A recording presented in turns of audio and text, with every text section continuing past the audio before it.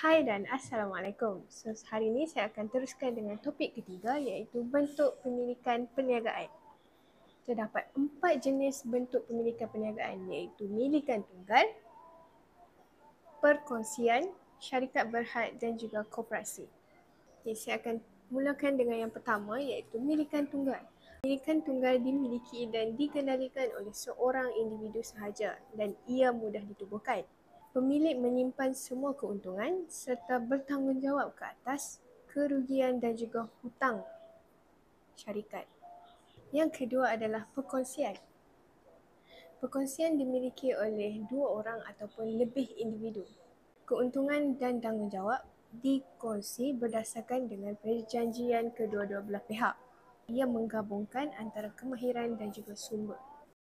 Yang ketiga adalah syarikat berhad. Syarikat berhad adalah berdaftar dan wujud berasingan daripada pemilik. Pemilik mempunyai liability terhad dan bertanggungjawab hanya setakat pelaburan sahaja. Yang keempat adalah koperasi. Koperasi dimiliki dan dikendalikan oleh kumpulan berkepentingan bersama. Ia dibentuk untuk memenuhi keperluan ekonomi dan juga sosial. Keuntungan koperasi dikongsi mengikut sumbangan ahli koperasi sendiri. Jadi itu sahaja yang saya terangkan untuk topik ketiga ni. Kita akan teruskan dengan topik keempat. Jadi stay tune. Bye.